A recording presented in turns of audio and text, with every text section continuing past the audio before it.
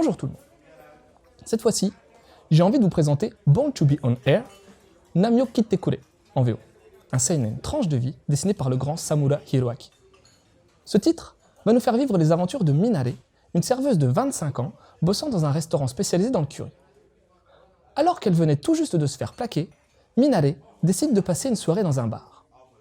Passablement éméchée, elle commence à livrer sans langue de bois ses impressions sur son ex à Mato, un client du bar. Ce qu'elle ne sait pas, c'est que Mato est le directeur de la radio MRS, assez célèbre à Hokkaido. Et comment va-t-elle l'apprendre? Tout simplement en entendant sa propre voix à la radio. En effet, lors de la soirée au bar, Mato a pris la liberté d'enregistrer la discussion avec Minare. Folle de rage, elle se précipite dans les locaux de la radio, mais c'est à ce moment-là que Mato lui fait comprendre qu'elle a un fort potentiel pour passer sur les ondes et qu'il aimerait en faire une animatrice vedette. La radio, le restaurant, les mecs. Clairement, Minare semble être à un croisement de sa vie.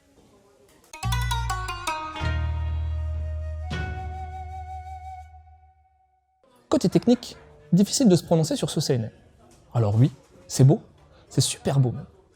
Samura dispose d'une force graphique peu commune et son trait vibrant est une pure merveille. Alors, pourquoi ai-je dit précédemment difficile de se prononcer, me direz-vous? Eh bien, tout simplement car je trouve que le dessin ne colle pas au propos. Concernant la mise en case et la réalisation, même constat. Les angles de prise de vue sont originaux et recherchés, mais pas toujours à propos. On a donc un rendu esthétique de grosse qualité, mais qui ne s'intègre pas si bien que ça à la tonalité de l'histoire. Pour ce qui est de l'édition de chez Pika, on a du classique avec une couverture non brillante. Mention spéciale au logo qui rend vraiment bien.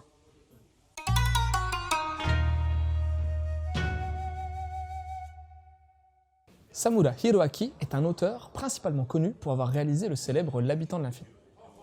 Le mangaka est réputé pour allier l'érotique et le gore, Eroguro, dans des mangas hyper riches visuellement. Ce coup-ci, l'auteur nous surprend en tapant dans un genre qui lui est inhabituel, le manga tranche de vie. Et pour ma part, le résultat est pour le moment mitigé. Alors oui, c'est beau, c'est bien réalisé, tout ce que vous voulez, mais compliqué quand on connaît les précédents travaux de Samura d'entrer facilement dans ce titre.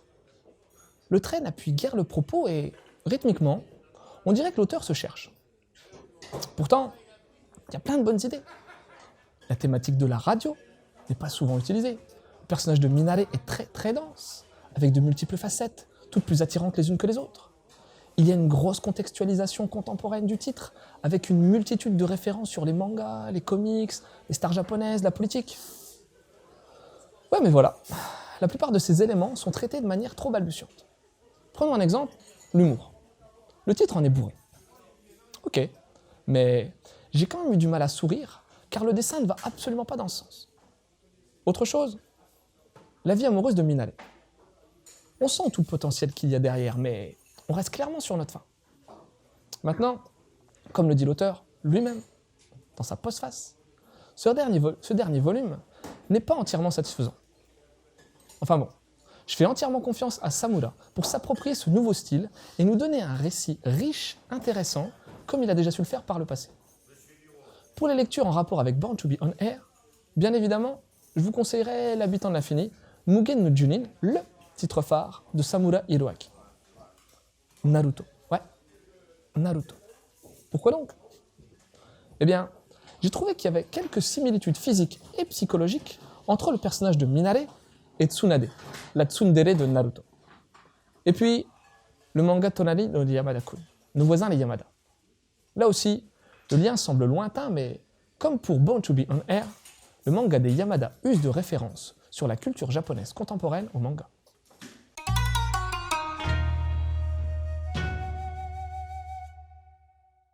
Avec Born to be on Air, on est donc face à un seinen tranche de vie de Samura Hiroaki. Suite à une soirée arrosée, Minare, une serveuse, va se retrouver propulsée, sans vraiment le vouloir, dans le monde de la radio. Nous allons suivre ses aventures amoureuses, oscillant entre le restaurant et la station de radio MRS. Esthétiquement, le titre est de toute beauté, avec un trait vibrant dont Samura a le secret. La réalisation est également très recherchée, mais tous ces éléments ne s'intègrent pas forcément bien à la tonalité du récit. Le résultat est donc mitigé, et on dirait que l'auteur se cherche. Le titre regorge pourtant de bonnes idées, et le personnage de Minare est très attachant et rempli de potentiel. Gageons que l'auteur saura s'approprier ce nouveau style afin de nous donner un titre de qualité comme il en a le secret. Ce titre est disponible aux éditions Pika pour 8,05 €. Sur ce, bonne lecture et à la prochaine.